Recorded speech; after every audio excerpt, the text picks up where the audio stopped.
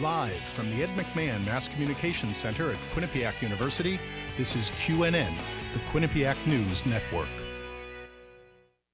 Good evening and welcome to QNN. I'm Rachel Borntrager. And I'm Kyle Lavasser. We begin tonight with news that Quinnipiac will close at 4 o'clock today because of the upcoming snowstorm. Kelly Ryan is live in Hamden with the latest weather updates. Kelly's out. Is it snowing out there yet? Guys, a winter storm warning is now in effect here in the state of Connecticut. This is the first snowfall of the winter season. Now, if you're a student and you were planning on driving home for Thanksgiving break, I would pump the brakes on that trip. I will have your forecast for the rest of tonight, tomorrow, and the week ahead for Thanksgiving. Stay with us. Thanks, Kelly. Yesterday, news broke that the associate professor and chairperson of finance, Thomas Coe, had an inappropriate conversation with what he thought to be a 14-year-old boy. Young An talked to members of Quinnipiac to get their reactions. Young? Quinnipiac associate professor and chair and finance chair was exposed as an internet predator. The news broke last night after investigation. Pop Squad called the police to check on his mental health. The call was made at 1:43 Monday morning. Reporting live from outside of Quinnipiac School of Business, I am Young An, QNN. A Jeep was flipped onto its side after a two-car collision at Quinnipiac's Hilltop parking lot. The driver of the Jeep, a female Quinnipiac student, was trapped in the car for several minutes until authorities arrived. The student was brought to Yale New Haven Hospital, but only sustained minor injuries. Incumbent GOP State Senator George Logan has been declared the winner of the 17th District State Senate. This comes after a previous announcement that Cabrera, his Democratic opponent, won. Following the announcement, Logan called for a recount. The election was close, but the recount revealed that Logan had actually won by approximately 100 votes. Big news coming from President Judy Olean today. As of January 1st, Quinnipiac will become tobacco-free. I spoke to students and a local business owner to see how they will be affected by this change. Let's take a look. Quinnipiac will be joining more than 2,000 other universities in being tobacco-free. Quinnipiac's Thanksgiving break begins tomorrow. Residence halls close Friday, November 16th at 6 p.m. and reopen Sunday, November 25th at 10 a.m. All residents are required to vacate halls and follow a checklist released by the university. The checklist asks students to clean rooms, empty trash, unplug electrical devices, lock windows, and turn off lights. On Tuesday, the Student Government Association hosted an event called Ask Away. The event was created to provide students with a safe space to speak freely and ask questions without judgment. According to SGA, the goal was to create dialogue between people of different backgrounds. Victoria Johnson, Vice President of Public Relations for SGA, said there were over 500 attendees. This past week, Quinnipiac Student Government Association hosted a pub night at the York Hill campus for students over 21. The event was in the Rocky Top Student Center and had food, games, a bar, and a DJ. Over 500 students attended the pub night. Senior Vice President Allison Kuhn says SGA was not expecting the turnout to be so high. I think a lot of students are excited about this because they too want a pub on campus and they see that their participation only helps the entire student body. On Tuesday, Quinnipiac hosted an event called Passport Day. Students had the opportunity to renew or apply for passports. There was even a place for students to get their passport pictures taken. The event was hosted on the Mount Carmel campus in the Student Center. Wildfires continue to take the homes of California residents. From the California wildfires to the Florida elections, MJ Baird has the latest updates. MJ? Yeah, Rachel, as wildfires blaze across the state of California, the death toll continues to rise. 59 people have died in two fires that started a week ago. The Northern California fire, known as the Camp Fire, has destroyed homes across 130,000 acres north of Sacramento. That includes nearly complete devastation of the town of Paradise. It is the most destructive wildfire in California history. 500 miles south in Los Angeles County, another blaze known as the Woolsey Fire is also destroying homes. Many celebrities, including Kim Kardashian and Caitlyn Jenner, have been forced to evacuate. And the largest homicide investigation in Ohio history has come to a close, and 4 members of one family are facing capital murder charges. Police say a husband, wife, and 2 sons planned the murder of 8 members of another family for months. Officials say it was all over an obsessive custody dispute. The family faces more than 80 criminal charges, many of which could land them on death row. And all eyes are on the state of Florida today as the deadline for recounted votes approaches. It's been 9 days since the 2018 midterm election, but voters in Florida still don't know who won the Senate and governor races. The votes were too close to determine official winners on Election Day. With margins less than 0.5%, a recount is underway. Counties throughout the state have until 5 p.m. today to report the results of the recount. Republican Rick Scott led Democrat incumbent Senator Bill Nelson by fewer than 13,000 votes. As for the gubernatorial race, Republican Ron DeSantis led Democrat Andrew Gillum by 30,000 votes before the recount. Kyle and Rachel, that's what's going on around the nation this week. Back to you.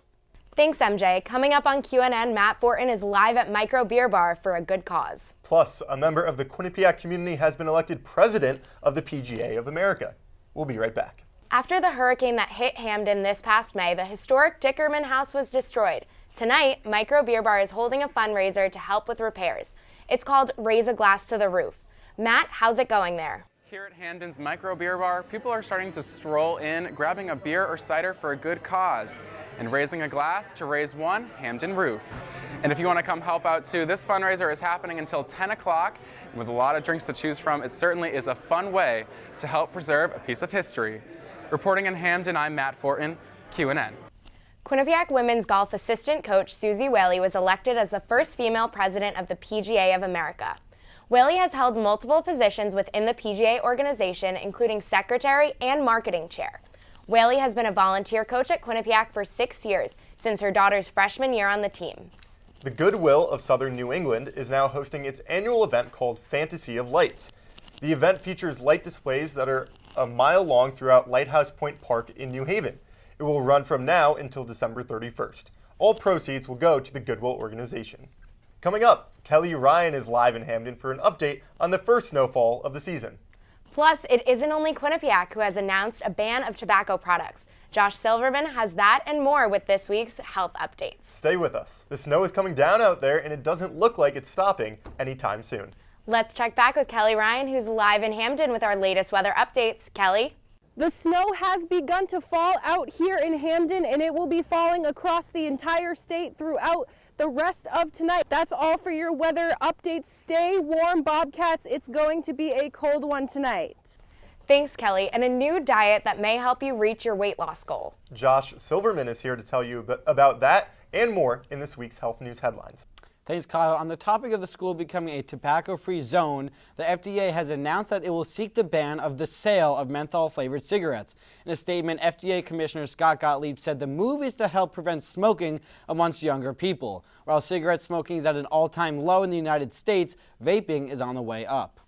And it's pretty crazy that the semester is almost over. If you're like me and maybe haven't made it to the gym as much as you wanted this semester, you might not be alone. A new study done by the Department of Health and Human Services has revealed that less than 1/3 of Americans and only 1 in 5 teenagers met the new physical guidelines set last week. Back to you guys at the desk. Thanks, Josh. Coming up, Graham has the scoop on the newest Toy Story film and how celebrities are reacting to the California wildfires. And Wentworth's, a local ice cream shop, has some great sales going on to kick off this holiday season. We'll be right back. This week, we lost the man behind the Marvel name.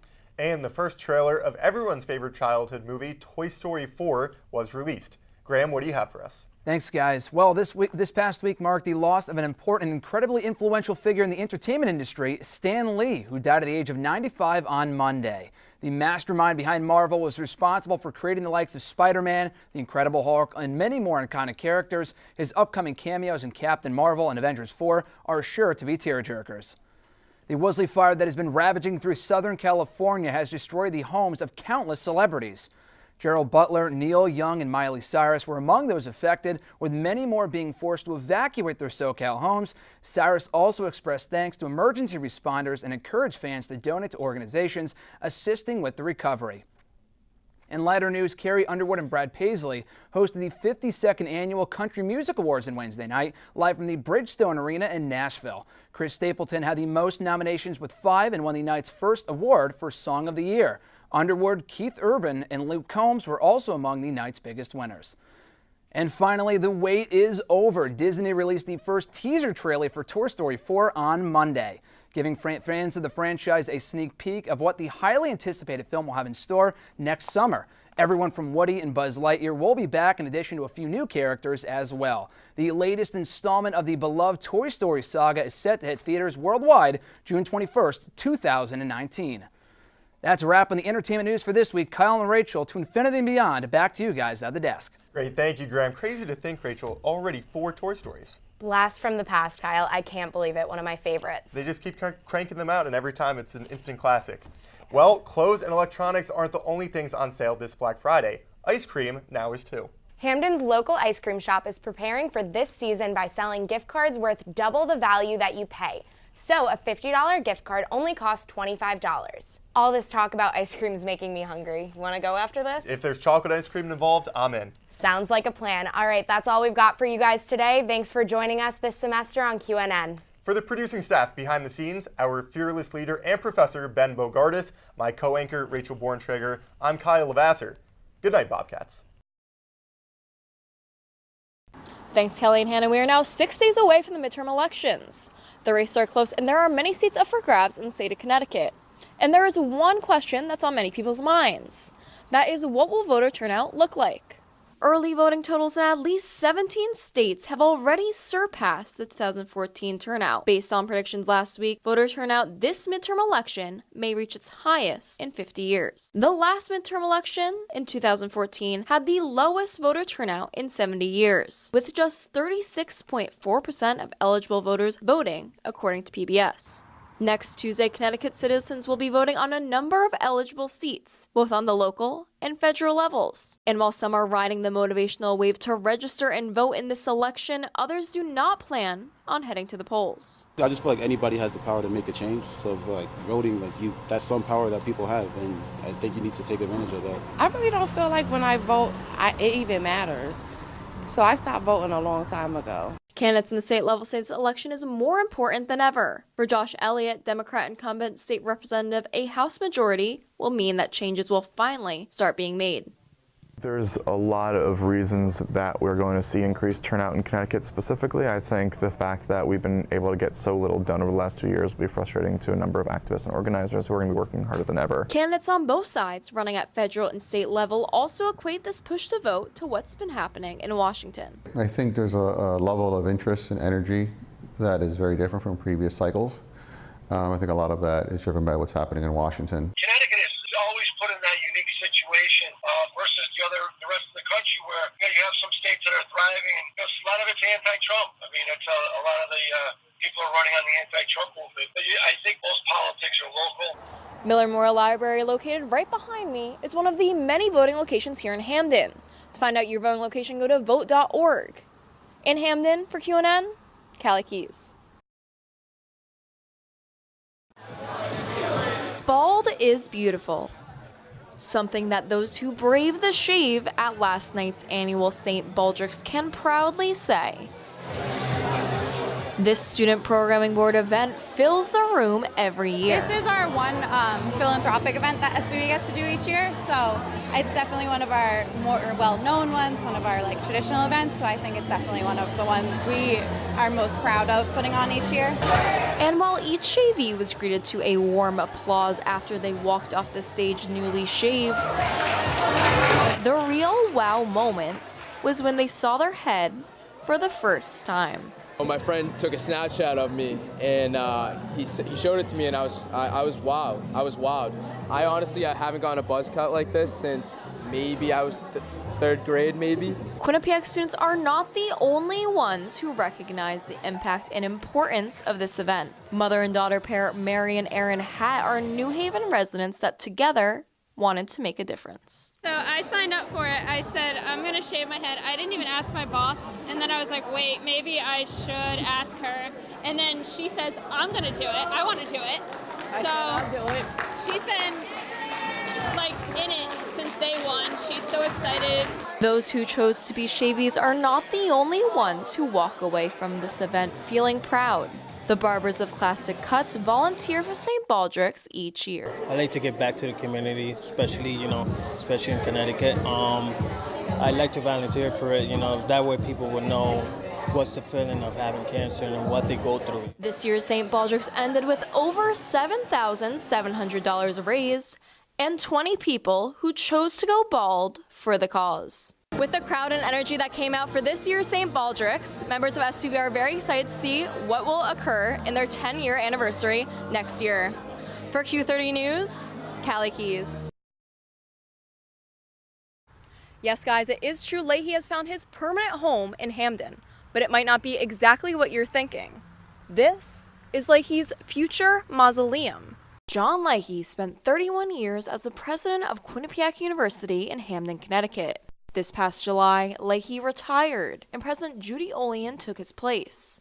But this will not be the last time Leahy steps foot in Hamden. He will actually be spending the rest of eternity here, as he has chosen his final resting place in St. Mary's Cemetery, on the corner of Whitney Avenue and Evergreen. QAnon spoke to Leahy earlier today, and he confirmed that the mausoleum is not only his, but also his family's. It's just not my resting place. It does have the Leahy name, and it's really for the entire family, which currently stands at 8 different Leahys. Students at Quinnipiac driving on Whitney Avenue have noticed this new mausoleum with the Leahy name carved on top. And while many like the idea of Leahy wanting to stay close to the school, others think it is a little weird. I think it's great. I think that it's fantastic that he's going to kind of remain a Bobcat for life, being right near the campus that he contributed so much to. I think it's kind of cool that he decided to be very close to the school where he made his mark here in Hamden. He's really part of the Hamden community. At the same time, it's a little weird that, because he just left us last year. I heard about it today and I thought it was pretty interesting. Like, you don't hear things like that very often. After he was the president here for 30 years and now he's really going to be here forever. It's very interesting to think how he's never really going to leave Quinnipiac, if you kind of think about it. Leahy will be laid to rest overlooking the sleeping giant and the university that he helped build. I caught up with him earlier today to discuss how he feels about the close proximity to campus. I hope the Quinnipiac community will at least be pleased that someone who was their longest serving president and who still cares greatly about the university, that I'll be there for, in perpetuity. Reporting from Hamden, Cali Kees, QNN.